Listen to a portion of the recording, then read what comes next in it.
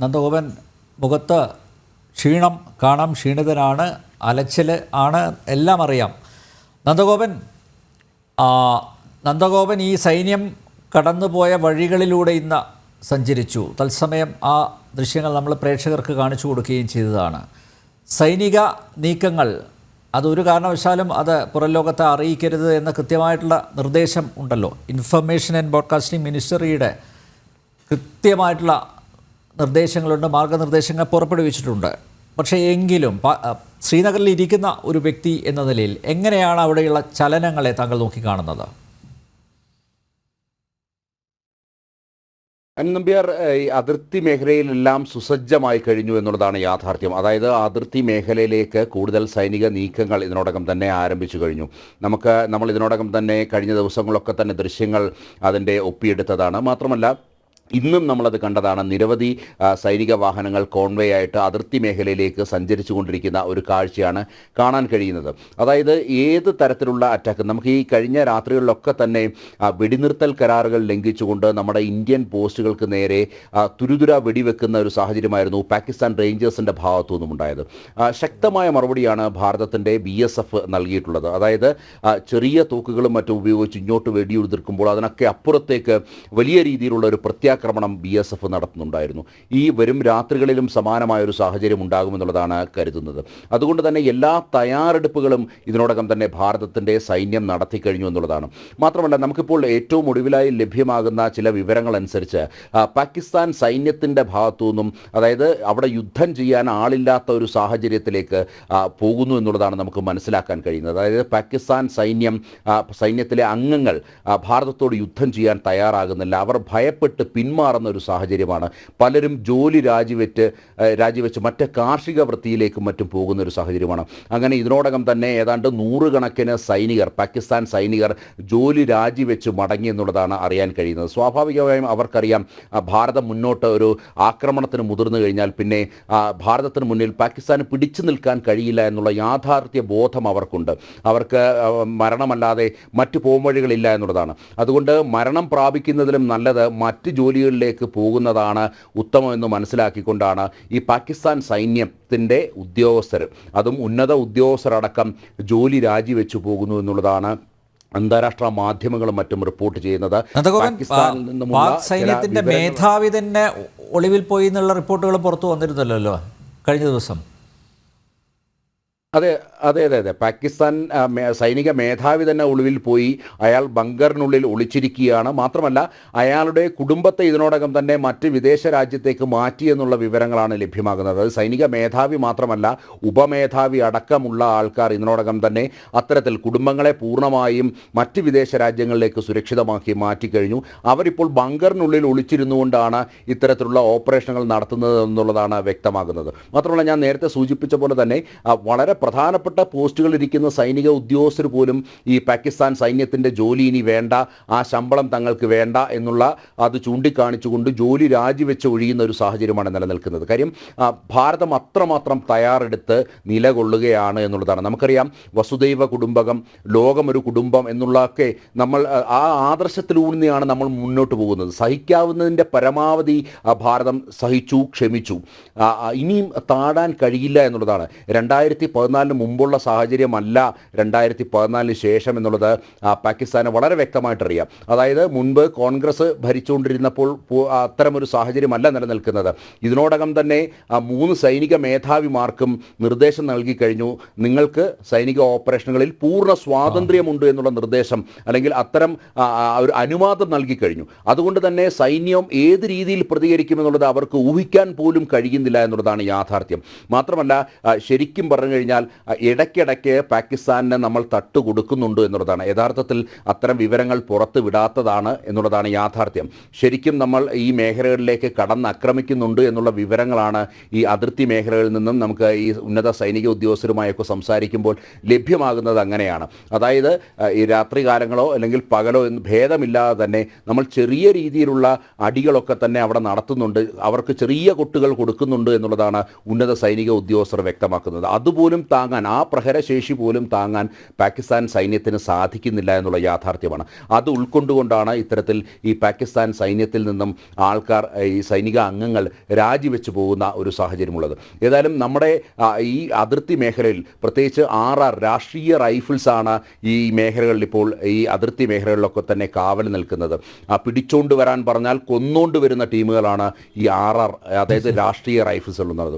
നമ്മുടെ വിവിധ റെജിമെൻറ്റുകളിൽ ഏറ്റവും വീരശൂര പരാക്രമികളായിട്ടുള്ള ആൾക്കാർ ഉൾക്കൊള്ളുന്നതാണ് എന്നുള്ളത്. ഒരുപക്ഷേ ഈ നമ്മുടെ ചർച്ചയിൽ പങ്കെടുക്കുന്ന മുൻ കേണൽ അടക്കമുള്ളവർക്ക് കാര്യങ്ങളൊക്കെ തന്നെ വ്യക്തമാക്കാൻ കഴിയും. ഏതായാലും നമ്മൾ മനസ്സിലാക്കുന്നത് അതേപോലെ തന്നെ നമ്മുടെ സ്പെഷ്യൽ ഫോഴ്സുകൾ, സ്പെഷ്യൽ ഫോഴ്സുകളൊക്കെ തന്നെ ഈ മേഖലകളിൽ നിലയുറപ്പിച്ചു കഴിഞ്ഞു.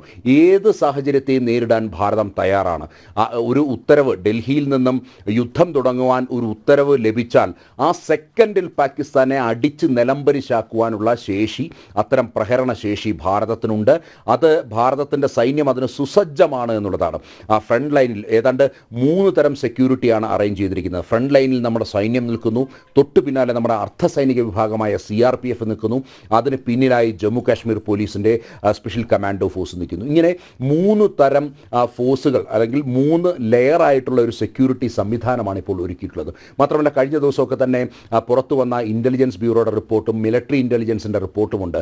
IS ഭീകരർ ഈ മേഖലയിലേക്ക് കടന്നു വന്ന് ഇവിടെ നമ്മുടെ ഭാരതത്തിൽ കാശ്മീരിലെ ശ്രീനഗർ അടക്കമുള്ള മേഖലകളിൽ ആക്രമിക്കാൻ തയ്യാറെടുക്കുന്നു എന്നുള്ളതാണ്. അത് അത്തരം റിപ്പോർട്ടിൻ്റെ അടിസ്ഥാനത്തിൽ കൂടി വളരെ സജ്ജമായി തന്നെ നിൽക്കുകയാണ്. ഏത് അടിയന്തര സാഹചര്യത്തെ നേരിടാൻ നമ്മളിപ്പോൾ കാശ്മീരിലൂടെ സഞ്ചരിക്കുമ്പോൾ എല്ലാ തെരുവുകളിലും 4 ആൾ കൂടുന്ന എല്ലാ മേഖലകളിലും സായുധധാരികളായിട്ടുള്ള സൈന്യത്തിൻ്റെയും CRPFിൻ്റെയും ഒക്കെ തന്നെ സാന്നിധ്യം കാണാൻ കഴിയും. അതേപോലെ തന്നെ സ്കൂളുകൾക്ക്, ആശുപത്രികൾക്കൊക്കെ തന്നെ കൃത്യമായ സംരക്ഷണം ഒരുക്കുന്നുണ്ട്.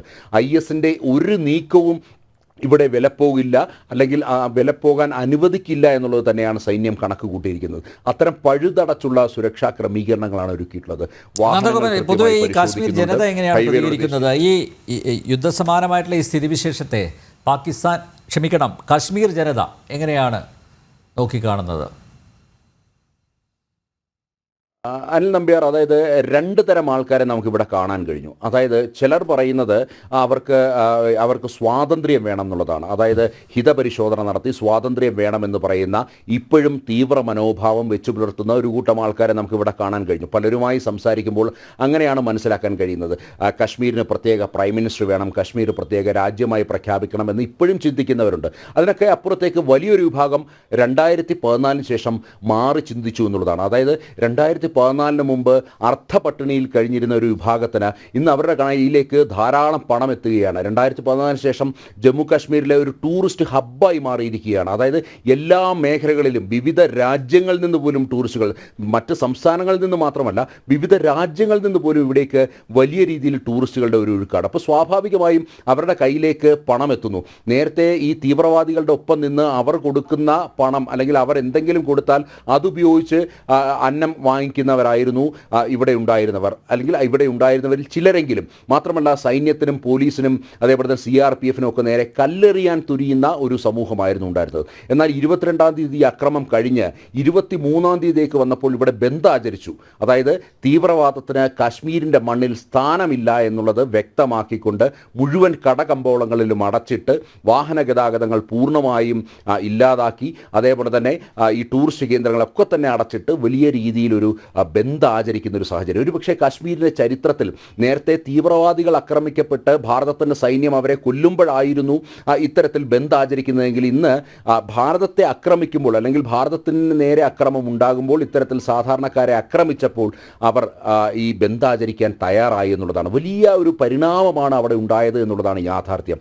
ഈ പരിണാമം കുറച്ച് ആൾക്കാരെങ്കിലും ഉൾക്കൊള്ളുന്നു. എന്നാൽ ഇപ്പോഴും വലിയൊരു വിഭാഗം ഇത് ഉൾക്കൊള്ളുമ്പോഴും ന്യൂനപക്ഷമായ ഒരു വിഭാഗം, വളരെ ചുരുങ്ങിയ ആൾക്കാരെങ്കിലും മറ്റ് രീതിയിൽ ചിന്തിക്കുന്നു എന്നുള്ളതാണ്. വളരെ തീവ്രമായ മതവികാരം ഉൾക്കൊണ്ടുകൊണ്ട് ഈ കാശ്മീരിനെ ഇസ്ലാമികർ ആക്രമിക്കണമെന്ന്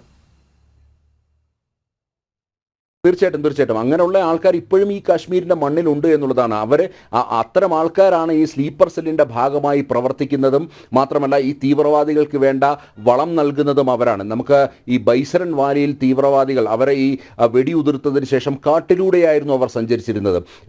ഉന്നത സൈനിക ഉദ്യോഗസ്ഥരുമായി ബന്ധപ്പെട്ടപ്പോൾ അവർ വ്യക്തമാക്കിയത് ബൈസരൻ വാലിയിൽ തീവ്രവാദ ആക്രമണം നടത്തി. അവരുടെ ചൈനീസ് നിർമ്മിത സാറ്റലൈറ്റ് ഫോണുണ്ട്, അതേപോലെ തന്നെ നാവിഗേഷണൽ എക്യുപ്മെൻറ്റ്സ് ഉണ്ട്. അതുകൊണ്ട് അവർക്ക് ഈ ദിശ നോക്കി സഞ്ചരിക്കാൻ ഒരു പ്രയാസവുമില്ല.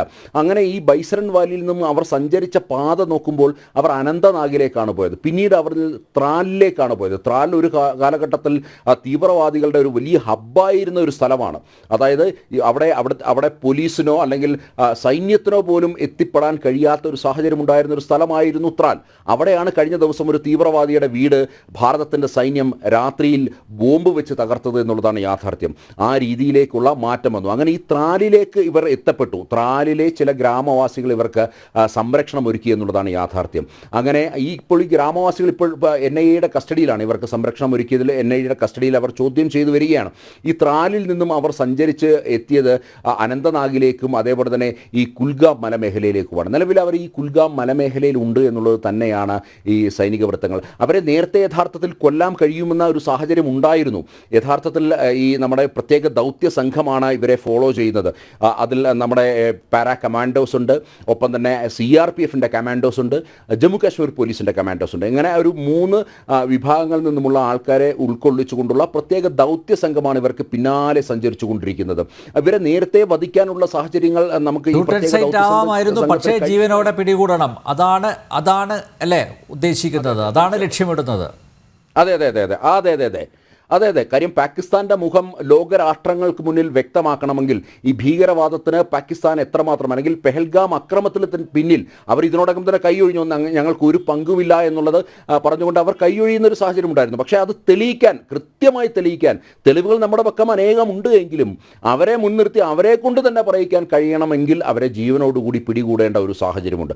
അതുകൊണ്ട് തന്നെയാണ് ഇപ്പോൾ ഈ കഴിഞ്ഞ 7 ദിവസം ഈ ഒരു ഡിലേ വന്നതിൻ്റെ കാരണം അതുകൊണ്ട് തന്നെയാണ്. വധിക്കാനായിരുന്നുണ്ടെങ്കിൽ ഒരുപക്ഷെ നേരത്തെ ഈ പറയുന്ന രീതിയിൽ ഈ സംഭവം നടന്ന 4ാമത്തെ ദിവസമാണ് ഏറ്റുമുട്ടൽ ഉണ്ടാകുന്നത് ഈ ഭീകരവാദികളുടെ. അവരുടെ ഏകദേശം ഈ ദൗത്യ സംഘത്തിന് മുന്നിൽ അവർ അകപ്പെട്ടതാണ്. പക്ഷേ അവരുടെ കയ്യിലും മോസ്റ്റ് മോഡേൺ ആയുധങ്ങളുണ്ട്, ചൈനീസ് നിർമ്മിത ആയുധങ്ങളുണ്ട് എന്നുള്ളതാണ് യാഥാർത്ഥ്യം.